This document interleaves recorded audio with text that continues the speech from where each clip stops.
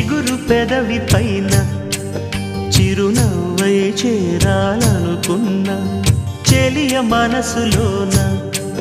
సిరిమువ్వై ఆడాలనుకున్నా ఉన్న మాట చెప్పలేని గుండెలో విన్నపాలు వినపడలేదా